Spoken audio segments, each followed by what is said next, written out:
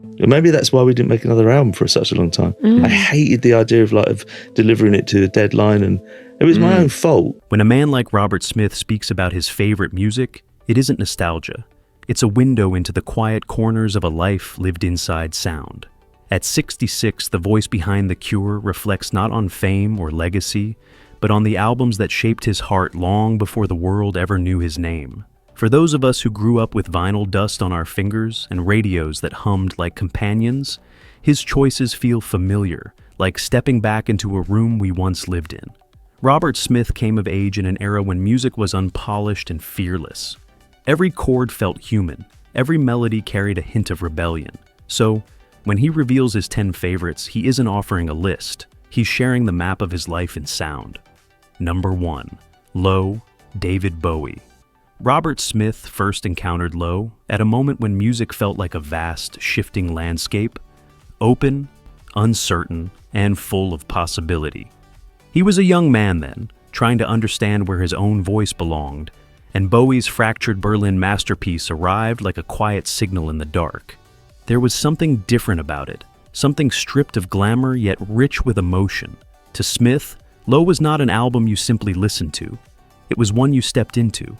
He admired Bowie's willingness to disappear into experimentation, to let silence speak as loudly as melody. The sparse instrumentals, the icy textures, the sense of exile, they carried a discipline that felt almost architectural. Smith once reflected that Bowie taught him how a pause can be as powerful as a note. And anyone who has lived through the raw edges of the late 70s knows exactly what he meant. Its impact on The Cure was profound. You can hear shades of Low in 17 seconds, in the measured pacing, in the sense of distance and restraint. Bowie showed him that music didn't need permission to evolve, that the truest reinvention happens quietly, away from applause. For Smith, Low became a lifelong companion, a reminder that even in the coldest spaces, beauty can survive in unexpected forms. Number 2. 5 Leaves Left, Nick Drake. Robert Smith discovered Nick Drake the way many of us did, in a moment of stillness, when the world felt heavier than usual. Drake's debut album wasn't loud enough to demand attention, but it had a way of finding you when you needed it most. To Smith, it felt like opening a handwritten letter that had waited years to be read. What he respected most in Drake wasn't the melancholy, but the honesty. There was no performance, no posture, just a fragile voice wrapped around delicate guitar lines. For an artist like Smith, who built a career exploring the space between sorrow and beauty, Drake's restraint was transformative. He admired how 5 Leaves Left never tried to impress. It simply existed, quietly and truthfully.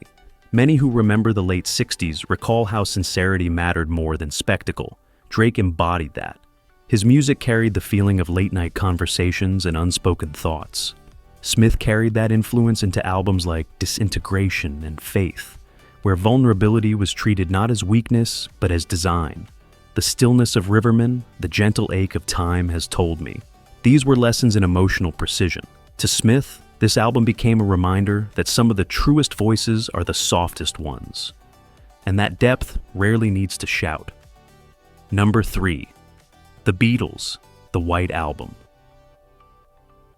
For Robert Smith, The White Album was the sound of freedom misbehaving. He first heard it as a teenager, when everything felt loud, unpredictable, and wonderfully unstructured. What captivated him wasn't just the music, but the sheer audacity of its contradictions. One moment tender, the next strange, the next playful. It felt like life itself. He respected the Beatles' refusal to stay inside any frame. The album wandered from folk to avant-garde to rock and roll without apology. And that sense of creative risk left a permanent mark on Smith. To him, the White Album proved that imperfection wasn't something to hide. It was something to explore. Older listeners will remember how those double LPs felt, lifting the needle, discovering each side like a new chapter. Never knowing what mood the next track would bring, Smith carried that spirit into his own evolution. On records like Kiss Me, Kiss Me, Kiss Me, you can hear that same willingness to leap between tones, romantic one moment, surreal the next, always sincere. The Beatles gave him permission to break structure, to avoid being boxed in by expectations.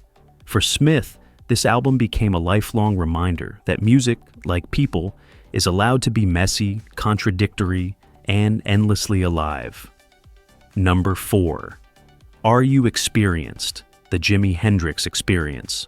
Robert Smith first heard Hendrix the way many of us did, through a burst of sound that seemed too alive, too unrestrained to belong to the ordinary world. Are You Experienced wasn't just an album, it was a revelation. For Smith, still young and navigating the early shape of his musical identity, Hendrix's debut arrived like a jolt of electricity.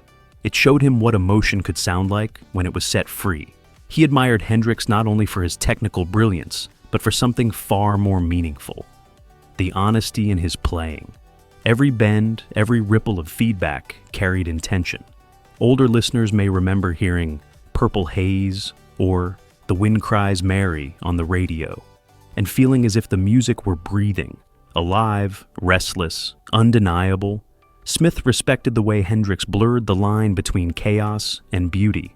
It wasn't about perfection, it was about conviction. Hendrix taught him that a guitar isn't just an instrument, it's a pulse.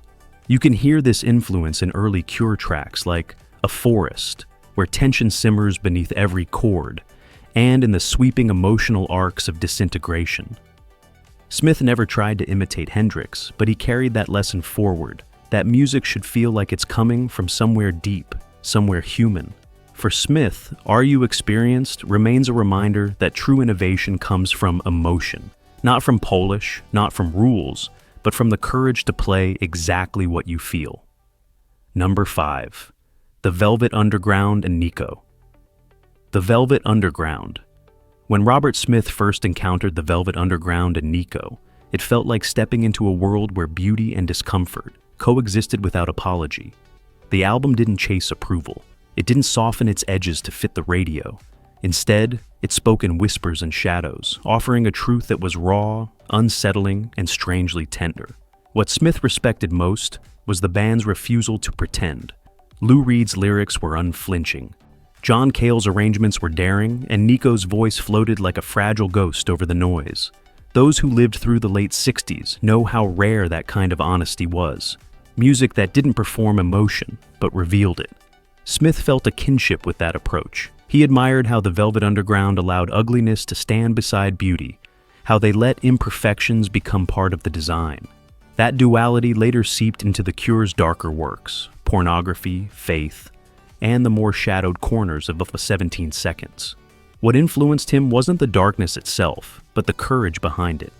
The courage to say, this is what the world feels like when you stop pretending.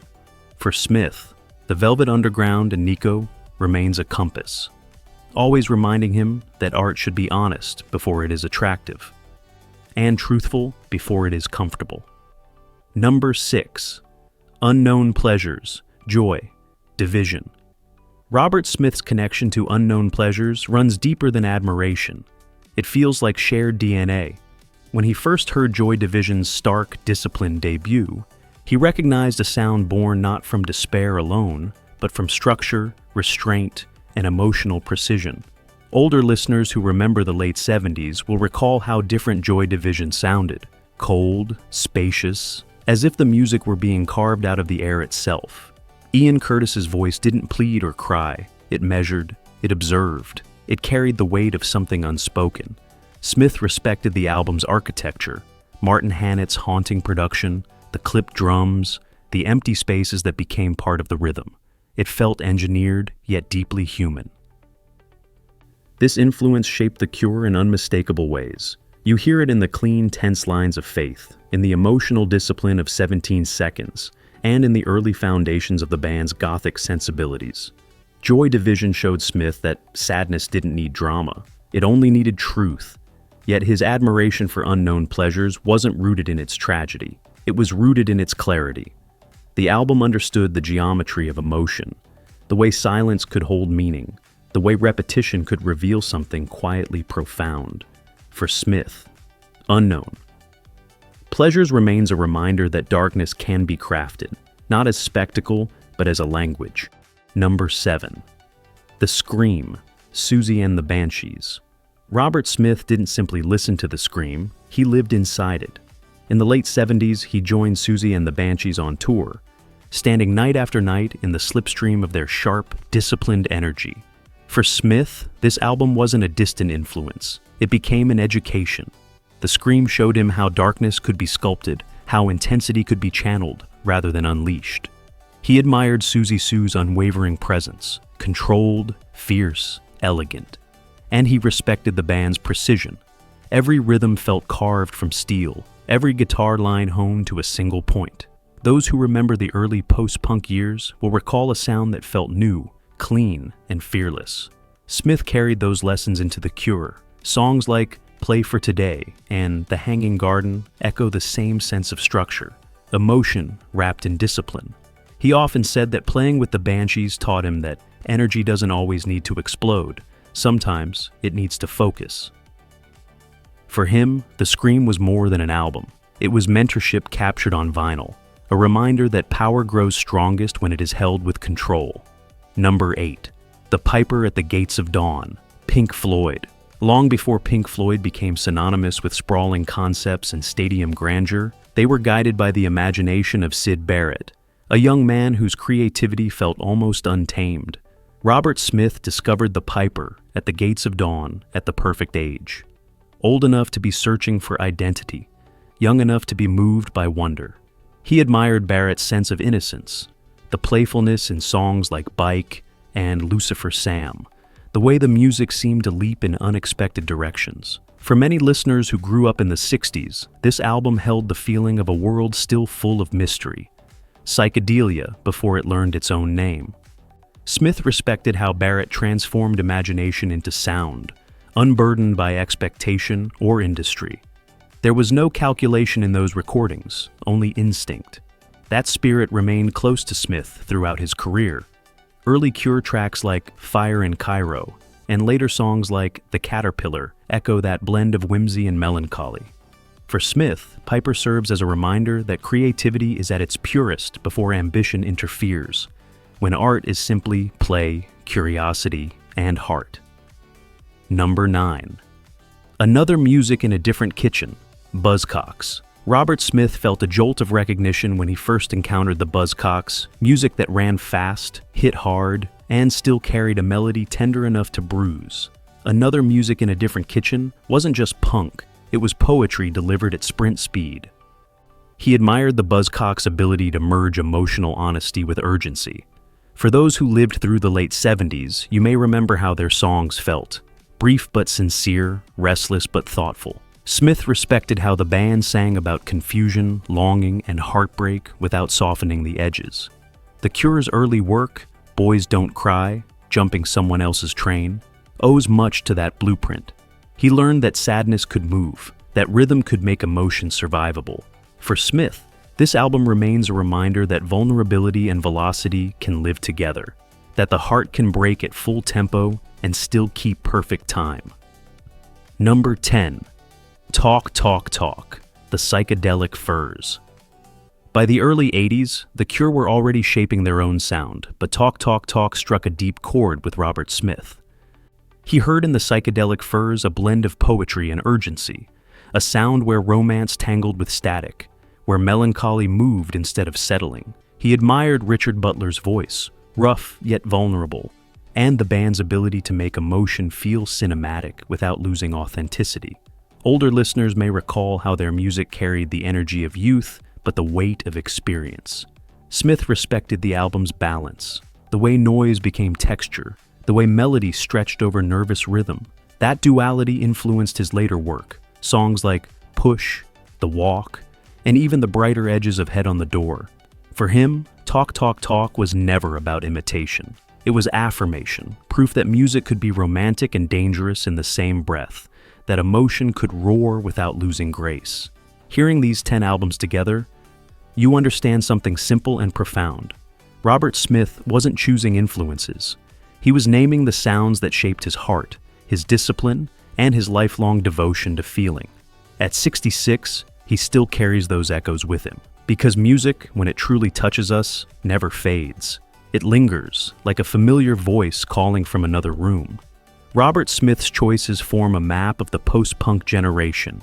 Fearless experimentation, emotional truth, and the quiet courage to create without permission. His favorites tell the story of an era that shaped millions. A line Smith has repeated over the years captures it best.